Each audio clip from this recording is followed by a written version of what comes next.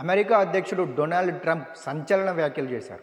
ఇరాన్పై సైనిక దాడులను తాత్కాలికంగా నిలిపివేస్తున్నట్లు ప్రకటించారు. ఇరాన్లోని విద్యుత్ కేంద్రాలు, ఇంధన మౌలిక సదుపాయాలపై దాడులను 5 రోజుల పాటు నిలిపివేస్తున్నట్లు తెలిపారు. హర్మోజ్ జలసంధిని తెరిచి ఉంచాలని ఇరాన్కు 48 గంటల గడువు ఇచ్చిన ట్రంప్ ఇప్పుడు అకస్మాత్తుగా యుద్ధానికి తాత్కాలిక విరామం ప్రకటించడం అంతర్జాతీయంగా ఆసక్తి కలిగిస్తోంది.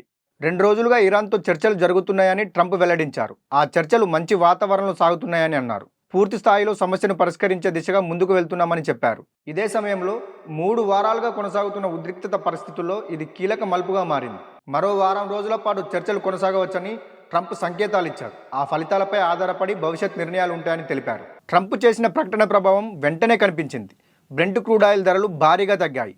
సుమారు 13% పడిపోయి బ్యారెల్కు $96 చేరాయి. ట్రంప్ వ్యాఖ్యలు ఇలా ఉంటే ఇరాన్ మాత్రం పూర్తిగా భిన్నంగా స్పందించింది. మా హెచ్చరికలతోనే ట్రంప్ వెనక్కి తగ్గారని స్పష్టం చేసింది. తమపై దాడి చేస్తే హర్మూజ్ జలసంధి పూర్తిగా మూసివేస్తామని, అలాగే ఇజ్రాయెల్ విద్యుత్ కేంద్రాలు, ఇంధన వ్యవస్థలు, కమ్యూనికేషన్ నెట్వర్క్లను లక్ష్యంగా చేసుకుంటామని హెచ్చరించింది. ఇప్పుడు ఆ హెచ్చరికల ఫలితంగానే అమెరికా ఈ నిర్ణయం తీసుకుందని ఇరాన్ చెబుతోంది. ఏదేమైనా ఈ 5 రోజులు మాత్రం ప్రపంచానికి చాలా కీలకంగా మారనున్నాయని విశ్లేషకులు చెబుతున్నారు. శాంతి దిశగా అడుగు పడుతుందా లేక మళ్ళీ ఉద్రిక్తత పెరుగుతుందో చూడాలి. మరి ఇలాంటి అప్డేట్స్ కోసం విధాత ఛానల్ను ఫాలో అవ్వండి.